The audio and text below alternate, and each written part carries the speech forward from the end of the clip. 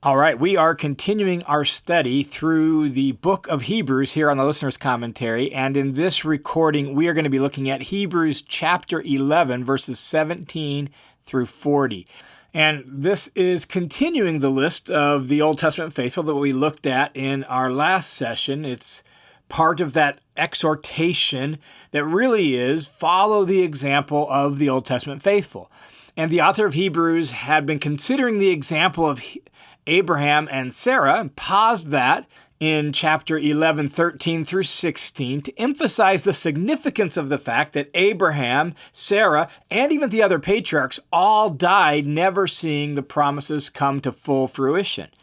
So he's listing off these examples in the order of that they show up in the Hebrew Scriptures, chronological order. So now what he does, after breaking off there in verses 13 through 16, here in verse 17, he resumes the list by considering Abraham and the other patriarchs. And so he says in verse 17, by faith, Abraham, when he was tested, offered up Isaac. And the one who had received the promises was offering up his only son. It was he to whom it was said, through Isaac your descendants will be named. And so we broke off the story of Abraham and Sarah with the promise of Isaac. Then we had verses 13 through 16 where we emphasized that all of these died without ever seeing the promises come to full fruition. So now he picks up again, having fast forwarded the story of Abraham up to the point where Isaac now is a teenager. He and Isaac are on their way up to Mount Moriah, and God has actually, by way of testing Abraham, called him to offer up Isaac. It is a really difficult and bit of a troubling and hard story in the book of Genesis. You can read it in Genesis chapter 22. The main point being made here in Hebrews chapter 11 is that Abraham has received the initial fulfillment of the promise, Isaac, a son born by Sarah. It's not a nation yet. It's not the stars of the heavens or the sands of the seashore yet. So Abraham knows that there's a whole lot more of the promise to come, and it's supposed to come through Isaac. He knows all of that. And yet, God said, offer him up. And Abraham trusted God. And he trusted God to fulfill his promise, even with such an instruction. And so look at verse 19. He, that is Abraham, considered that God is able to raise people even from the dead, from which he also received him, that him there in the second half of the verse is Isaac, from which he also received Isaac back as a type. So what enabled Abraham to obey? His faith, specifically his faith that somehow God can raise people out of death. This actually appears to be implied in the Genesis account when Abraham tells his servants, you wait here, he says to his servants, and the boy and I will both return. And so he seems to have this idea that somehow God is going to spare Isaac's life or going to enable Isaac to be raised from the dead or something. So it's implied in the Genesis account, and the author of Hebrews calls that a type. And normally when you see the word type, it's the Greek word tupos or typos, but that's not the word we have here. It's actually the word parabole, from which we get our word parable. The idea is that Isaac is sort of like an object lesson or a message in the form of a story. The story of Abraham offering up Isaac teaches a lesson, a parable. And the parable or the lesson is that God can somehow even fulfill his promises in the face of death. And the author of Hebrews and us and the original readers, we all know full well that there actually was one through whom this was completely and totally true, Jesus. And so we know that death is not the end of God's promises. And Abraham had sort of a basic faith in that, even in his time and his place. Well, the author continues with more examples now from the patriarchs. So we go Abraham, Isaac, Jacob. Those are the three patriarchs. And so we go in that order here. And the author of Hebrews says just enough to jog your memory of the Old Testament stories. So verse 20, by faith, Isaac blessed Jacob and Esau, even regarding things to come. This derives from Genesis chapter 26 through 28. the specific chapter where you find the blessing ideas in Genesis chapter 27. And the line of promise went from Abraham through Isaac, and then it's going to continue on through one of Isaac's descendants. And that descendant is going to be Jacob. And so Isaac had received God's reaffirmation of the promised blessings after Abraham had died. And so Isaac himself now is determined to transmit this promise and those blessings on to the following generation. And he does that by blessing Jacob and then blessing Esau, sort of, in the story. And the blessings pertain to what was to come into the future, what God was going to do through the family line. The story continues in Hebrews 11, verse 21, and by faith Jacob, and so the line of promise goes through Isaac to Jacob, and by faith Jacob, as he was dying, blessed each of the sons of Joseph and worshipped leaning on the top of his staff. This comes from Genesis chapter 48, and how Jacob showed a similar faith to his father Isaac. On his deathbed, he blessed the two sons of Joseph, deliberately actually giving the greater blessing to the younger son, which is reverse order of the way it's supposed to be. But this is the way it worked in his case, and it's the way it's going to continue to work as God chooses the lesser to be the line of the promise. The interesting note here is where it says leaning on the top of his staff. If you read in your Old Testament, it likely will say something about leaning on the bed or the bedpost. And the reason for that is because this is a really minor variation in Hebrew. Originally, the Hebrew language consisted only of consonants with no markings for vowels. Vowel markings came into use about 600 years to 800 years after the time of Jesus, with the Masoretic scribes adding those so they could remember how to pronounce the words. Well, both the word staff and the word that's translated in the Hebrew Old Testament bed have the exact same consonants, M-T-H. And the Masoretic scribes, when they added vowels to this particular verse in Genesis 47, they added the vowels I and A, mitah, while the Septuagint translators, who translated it before Christ, they read it as staff, mateh. Exact same consonants, just different pronunciation. And our author here in Hebrews follows the Septuagint. And so you get staff from the Septuagint, you get bed from the Masoretic text that's translated in the Old Testament. Either reading makes perfect sense. Either he was leaning on his bed or he was leaning on a staff, likely his staff, as noted here. And so he blessed his sons leaning on his staff. Verse 21 mentioned Joseph and his sons. So verse 22 picks up there and says, by faith, Joseph, when he was dying, made mention of the exodus of the sons of Israel and gave orders concerning his bones. This is from Genesis chapter 50, specifically Genesis 50, verse 25. There's Joseph in Egypt. The children of Israel have all moved down to Egypt under his care and watch, and now he is aged and he's dying, and he actually, by faith, implicitly mentions the Exodus, the leaving of Egypt, when he gave orders concerning his bones. What were those orders? Well, verse 22 continues saying, then Joseph made the sons of Israel swear, saying, God will assuredly take care of you, and you shall carry my bones up from here. He knew the promise. He knew they were to possess the land that was promised to Abraham, and they still didn't, and now the whole family was living there in Egypt. And so by faith, he believed at some point God would deliver them from Egypt and give them the land that he had promised to Abraham. And so even though he was a high-ranking official in Egypt, he looked ahead to the Exodus when he could be buried in the land of promise, and wanted them to carry his bones ahead to there. Then in verses 23 through 29, the author of Hebrews jumps ahead in the story to Moses and the Exodus, since he mentioned the Exodus in just the preceding verse. And so verse 23 says, by faith Moses, when he was born, was hidden for 3 months by his parents because they saw he was a beautiful child, and they were not afraid of the king's edict. Notice that Moses is made the subject of this. By faith, Moses, but then it's passive, was hidden. And he was hidden by his parents. And so it's actually his parents, Amram and Jochebed in this story. It's actually their faith that's highlighted because they hid him. But Moses is made the subject of the sentence here because he's obviously the central character in the Exodus story. In Exodus, only the mother, Jochebed, is mentioned as the one that took responsibility for hiding Moses, but both his parents were surely in on it. In fact, the Septuagint uses a plural noun to indicate both had a part. And notice Moses is described here as beautiful.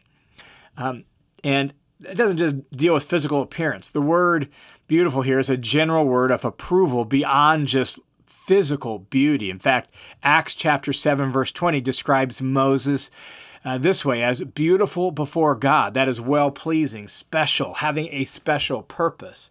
And so Moses' parents hid him because Moses was beautiful, probably in the same sense of Acts chapter 7 there, beautiful before God. They weren't afraid of the king's edict, and so they hid Moses. The story of Moses' life then continues in verse 24 as he says, by faith, Moses, when he had grown up, refused to be called the son of Pharaoh's daughter, choosing rather to endure ill treatment with the people of God than to enjoy the temporary pleasures of sin. This is a clear reference to what happens in Exodus chapter 2. In fact, let me just read you Exodus chapter 2, verses 10 through 12, and you can hear the language there from Exodus that is echoed here in Hebrews chapter 11. Exodus 2, 10 through 12 says, and the child grew, and she brought him to Pharaoh's daughter, and he became her son. And she named him Moses and said, because I drew him out of the water. Now it came about in those days when Moses had grown up that he went out to his fellow Hebrews and looked at their hard labors, and he saw an Egyptian beating a Hebrew, one of his fellow Hebrews. So he looked this way and that. When he saw that there was no one around, he struck and killed the Egyptian and hid his body in the sand. So you can hear some of the very same words and phrases from Exodus that are used here in Hebrews chapter 11. And so Moses' faith was seen in his refusal to remain a wealthy, influential Egyptian and live in the palace. Instead, he chose to be identified with and suffer ill treatment with his fellow Hebrews. The author actually describes the wealth and the status and the power that Moses had in Egypt as the temporary pleasures of sin. They were temporary. They were passing or fleeting. They wouldn't last. They provided pleasure that was short-term but not lasting. And they were associated with sin because you have like the sin of Pharaoh oppressing Israel and others. You have the sin that takes place in a pagan palace. You have the idolatry of Egypt. Maybe even if Moses had chosen all of that, guess what? He too would be guilty of sin. So the temporary pleasures of sin. Moses chose his people and God's purposes over the wealth and the pleasure of the royal palace. The next thing that happens in Exodus, in the story in Exodus, is Moses then leaves Egypt and is now living as a shepherd in Midian. And so goes from somebody with power and wealth and prestige in the Egyptian palace to living as a nomadic shepherd in the land of Midian. Why did he give up all of this wealth and all this status? Well, look at verse 26. He did this because he was considering the reproach of Christ greater riches than the treasures of Egypt, for he was looking to the reward. And so he had his eyes set in the future. He had his eyes on what God had promised. And the author of Hebrews refers to it as he considered the reproach of Christ greater than the riches of Egypt. Why the reproaches of Christ? I mean, Moses lived 1,500 years before Christ. Well, probably because the entire biblical story is messianic, in that it looks forward to God's promise that was eventually fulfilled in the Messiah Jesus. So to identify with the people of promise and to endure hardship and shame as a result of identifying with them is ultimately to endure reproach for the sake of the Messiah, for the sake of the messianic promise and the messianic people. And thus, that's what Moses did.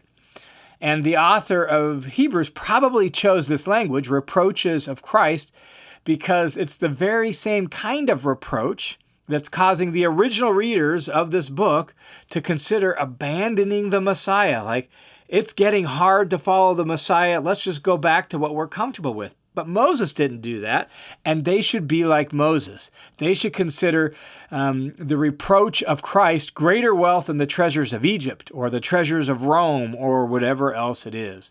And why did Moses do that? Well, because he was setting his gaze on the reward that God had promised to the faithful. He was looking ahead. Look at verse 27. By faith, he left Egypt, not fearing the wrath of the king, for he persevered, he endured as though seeing him who is unseen. Notice that phrase, seeing him who is unseen, which ties back into verse 1, that faith demonstrates the reality of unseen things. And Moses, by faith, was looking ahead to those things. He endured with his gaze set on those things. And so Moses' perseverance is a demonstration of things that had not yet come to fulfillment or to reality, but he trusted God about those things.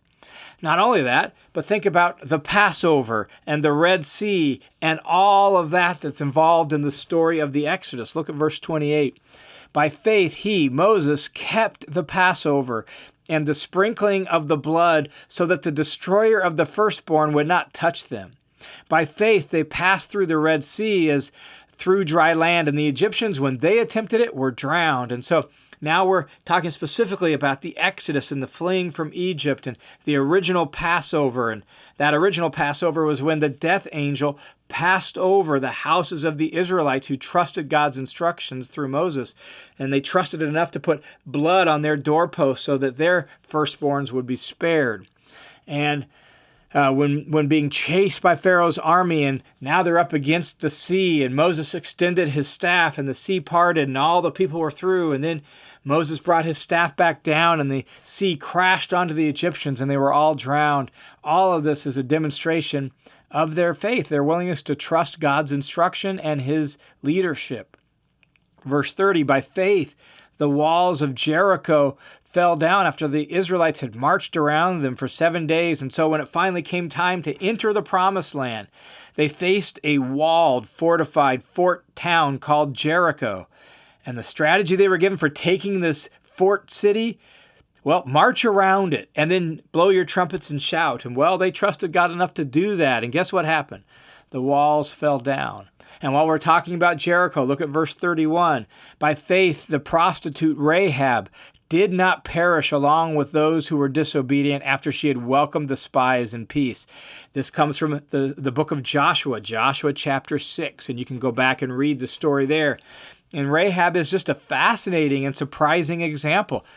For one, she's a Gentile. She's a Canaanite, and they're entering into Canaanite land, and she is one. Not only that, she runs a tavern and a hostel and probably a brothel as well.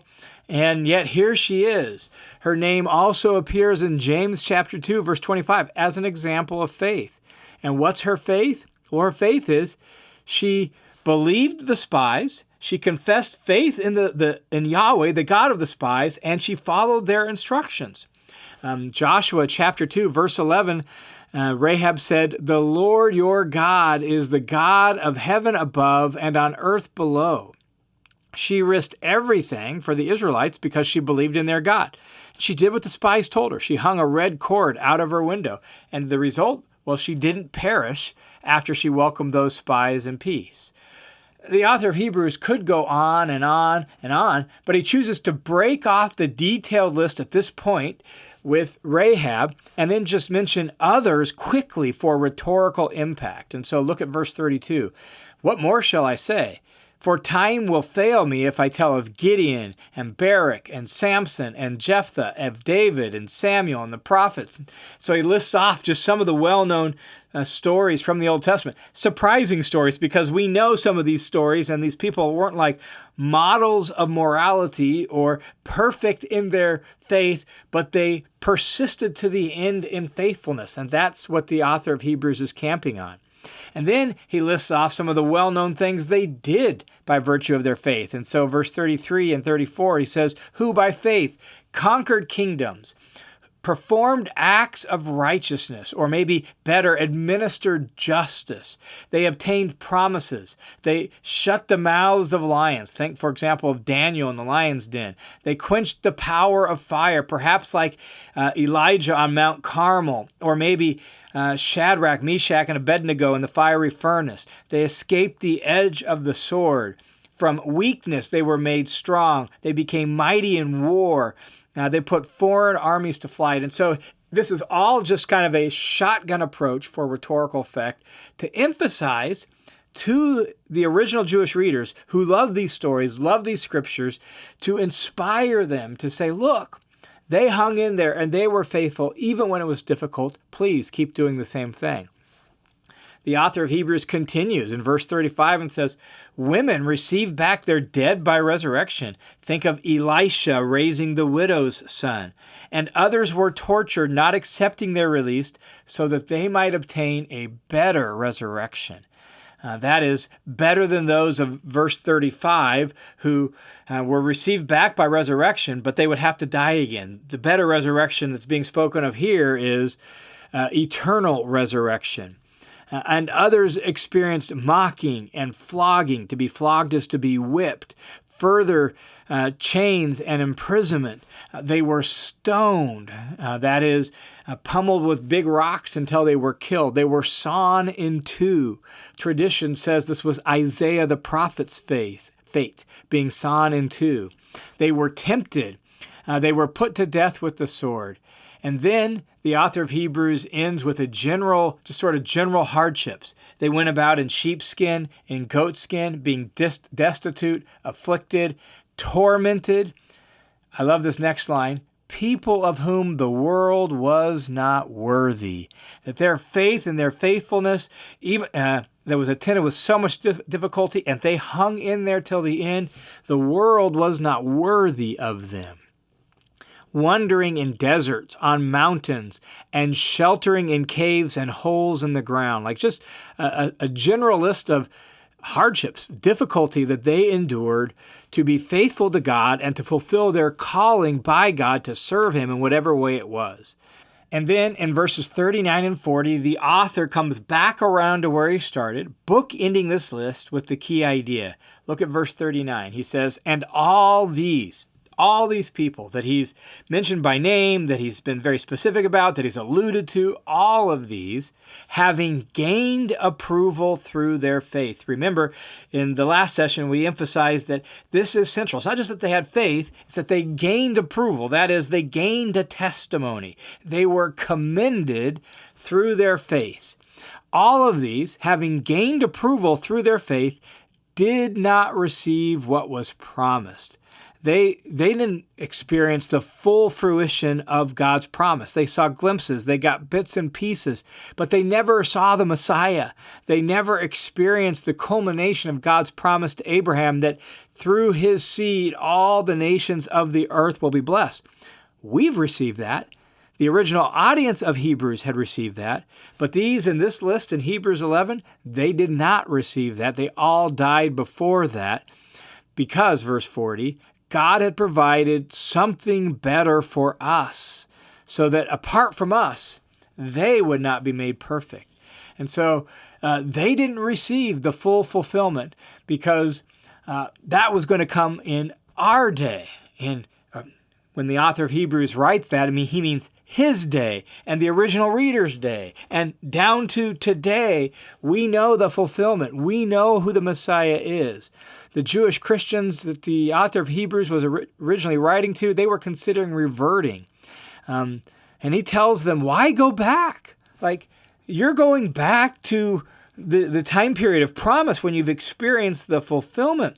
And the people of the promise, they weren't even perfected until now, and you've experienced what they longed for and looked for, and now you want to go backwards in time? Why would you do that?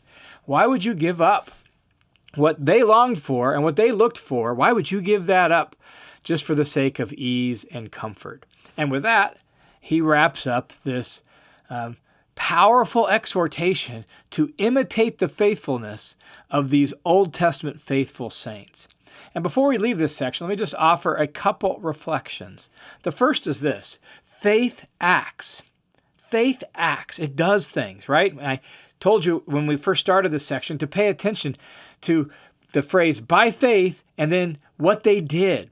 And by faith, Abel offered. By faith, Noah built. By faith, Abraham left. By faith, Sarah conceived. By faith, Abraham offered. By faith, Isaac blessed. By faith, Moses chose God's people. Like, faith acts. And we need to remember that faith is not static or passive. It's not merely believing in a doctrinal list, a doctrinal code, right? It's not so much a set of beliefs as a set of beliefs that move you to action. And the reality is, we actually live what we really believe. That's just the way life is. That's why you can look at someone's life in total, not at bits and pieces. We all are not perfectly consistent. The list of people in this chapter weren't perfectly consistent. But when you look at someone's life in total, you can see what they actually believe, because faith, by its very nature, leads to action. Faith acts. The second reflection is faithful faith. These all died, he says, in faith. He mentions that several times in this chapter. These all died in faith, and yet they pressed on. They were faithful to the end. We know these stories. We know these people aren't perfect, but they were faithful to the end. And that's really the call of this chapter for the original readers and for us, is that we persist in faithful faith. We keep trusting God through the difficulties, the ups and downs, the twists and turns. We keep trusting God all the way to the end, because we don't just have faith, we are faithful. All right, thanks for tuning into this recording on the Listener's Commentary. The Listener's Commentary is a listener-supported, crowd-funded Bible teaching effort made possible by the generosity of people just like you and me. And so thanks a ton for those of you who prayerfully support this ministry. And if you want to join the team of supporters, you can do so. There's a link down in the notes below that'll take you to listenerscommentary.com/give, or you can just swing over there to listenerscommentary.com, click the give button, and you can set up a monthly recurring donation, or you can give a one-time gift as well. All recurring donors have access to the study hub as well. So thanks a ton for your support.